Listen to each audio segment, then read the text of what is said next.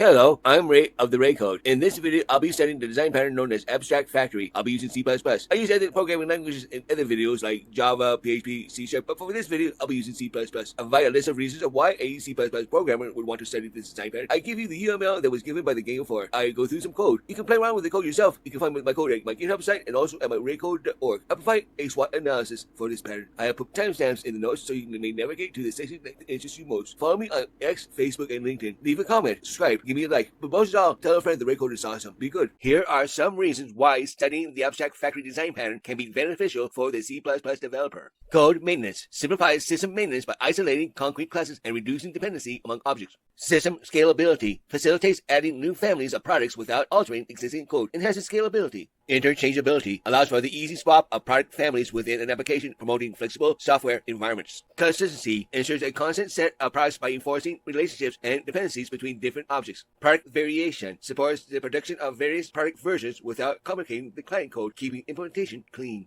Integration ease helps integrate new product classes seamlessly into existing systems, reducing integration issues. C++ efficiency encourages efficient usage of resources in C++ by managing object creation and representation logic centrally. UML Abstract Factory declares an interface for operations that create abstract product objects. Concrete Factory implements the operation to create concrete product objects. Abstract Product declares an interface for a type of product object. Concrete Product defines a product object to be created by the corresponding Concrete Factory. Client uses only interfaces declared by Abstract Factory and Abstract Product classes. Collaborations. Normally, a single instance of a Concrete Factory class is created at runtime. This Concrete Factory creates product objects having a particular implementation. To create different product objects, clients should use different Concrete Factory. Abstract Factory defines creation of product objects to its Concrete Factory subclass.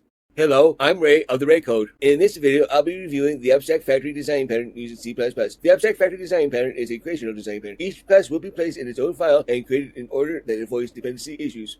We start with a class called Abstract Product A. We begin with the class structure. Use will be a pure virtual function, and we also have a virtual deconstructor. Next, we create Abstract Product B. Just like Abstract Product A, Abstract Product B will require the use method with a deconstructor. Next, we create a Concrete Product A1 object. We include Abstract Product A at the top, so we can have it implemented in our class. So let's override Concrete Product A and return a using Concrete Product A object. Now, let's do a Concrete Product A2. We do the same with Concrete Product A2. Let's create a Concrete Product B1 and a Concrete Product B, both overriding the use method. Now let's create an Abstract Factory class. We include both Abstract Product A and B, and we create products A and B. We create the Concrete Factories. We start with the Concrete Factory 1. We need to include the Abstract Factory, and we'll have Concrete Product A1 and B1, the 1 series. We extend the Concrete Factory with the Abstract Factory. We have a method to return a Concrete Factory 1, and one to return our other type Concrete Product B1. Again, at the top, we have the Abstract Factory, along with what I call the Product 2 series, A2 and B2. We extend Concrete Factory 2 with the Abstract Factory and Concrete Factory 2. Both create Concrete Products A1, A2, and Concrete Products B1 and B2. Now, let's go to the main method to do our demo. We include both Concrete Factory 1 and Concrete Factory 2. We create a product A1 and we create a product B1 with their abstract products. We evoke the use method on each. We do the same for another set of factories. We create product A and create product B with their abstract products. And we evoke the use method on both. Let's do some cleanup, compile, and run. We have using Concrete Product A1 and B1 and using Concrete Products A2 and B2. The abstract products, Abstract Product A and Abstract Product B, define the interface for different types of products. The Concrete Products, Concrete Product A1 and Concrete Product A2 embed the abstract products. The Abstract Factory declares the factory methods for creating products. Concrete Factories 1 and 2 are implemented factories method to produce different products. My name is Ray. Stay awesome.